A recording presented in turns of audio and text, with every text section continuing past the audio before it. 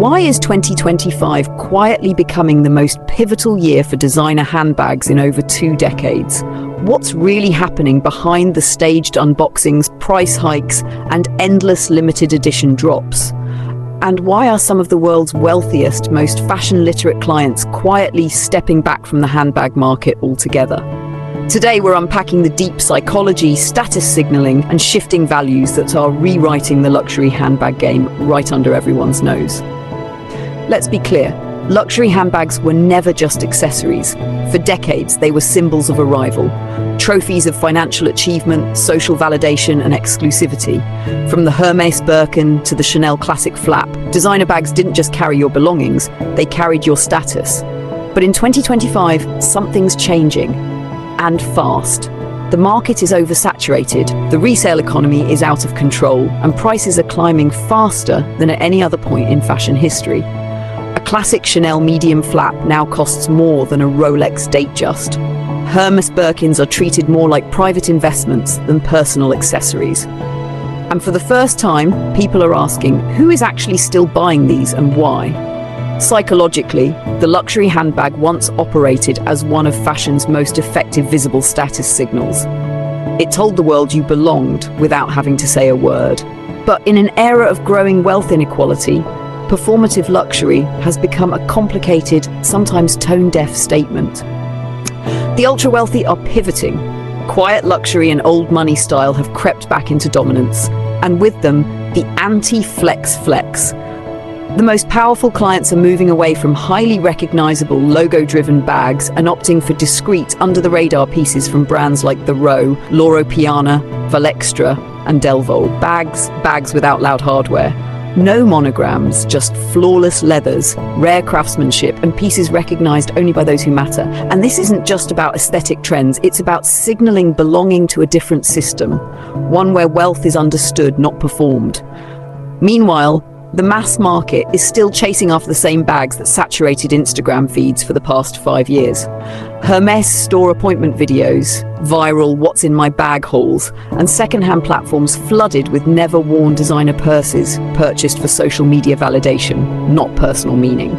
2025 is the breaking point. The divide between those buying bags for quiet ownership and those buying for visible performance is wider than it's ever been. Luxury houses are capitalizing with price hikes, scarcity strategies, and limited releases. But ironically, it's pushing true high net worth clients further away from the mainstream offerings. Even on red carpets and fashion week front rows, you'll see fewer statement handbags and more minimal, timeless silhouettes. At elite resorts in St. Barths and the Amalfi Coast, the women who matter most are carrying Valextra aside, Celine Triomphe without a logo, or vintage Birkins worn so casually they barely read as status items at all. What stood out this year were the textural choices and colour subtleties. Earth tones, deep tobacco, butter soft off-whites, and icy taupe shades dominated. Exotic skins and precious leathers are still around, but used sparingly. The new currency is understated excellence. The cultural backdrop matters too. In a post-pandemic, recession-shadowed economy where social mobility feels increasingly out of reach for many, overt displays of luxury feel dated. And smart consumers, even those who can afford everything, are rethinking where their money signals go. And then there's the rise of investment dressing.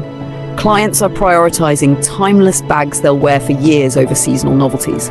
The psychology has shifted from "look what I have" to "this is who I am."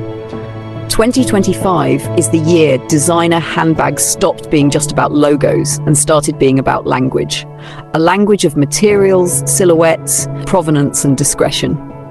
The people still chasing the big names might feel like they're ahead, but the ones who actually are ahead are already somewhere else entirely. And that's exactly what we'll keep covering here.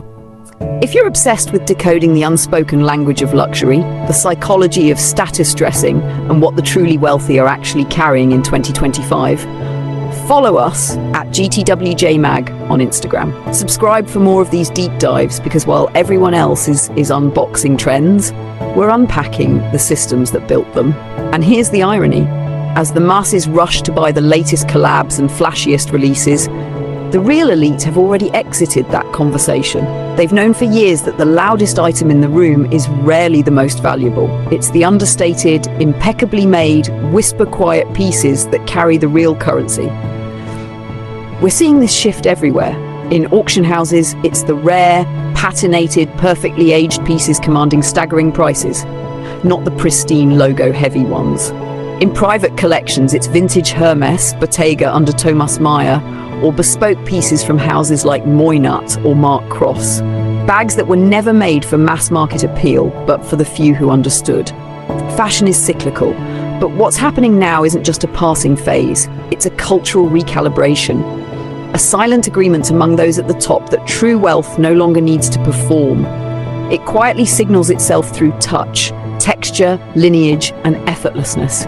You'll notice the real ones carrying a slouchy Loro Piana extra bag, a decades-old Valextra tote, or a bespoke piece with no visible branding at all. Because for them, the flex isn't the bag. It's the fact that nobody needs to know what it is. This is why brands like Chanel and Louis Vuitton, once pillars of status, are quietly losing ground with high net worth clients. Not because their quality collapsed overnight, but because their symbolism did. When an item becomes too visible, too accessible, too eagerly flexed on social media, it loses its power within truly elite circles. The rich didn't stop buying luxury bags, they just stopped buying those bags. And 2025 marks the tipping point. The beginning of a luxury economy where meaning matters more than marketing, where the smartest spenders care less about logos and more about legacy. That's why here at GWJ, we'll keep bringing you the deeper conversations behind these shifts. The psychological codes behind the brands, the status signaling most people miss, and the unspoken hierarchy within luxury fashion. If you're done with trend chasing and ready to understand how wealth communicates through fashion in 2025, stay with us. Follow at GTW Mag on Instagram for daily drops on luxury psychology, fashion history, and the new elite style codes. Subscribe to this channel because while everyone else is still posting handbag unboxings, we're decoding what those bags actually mean.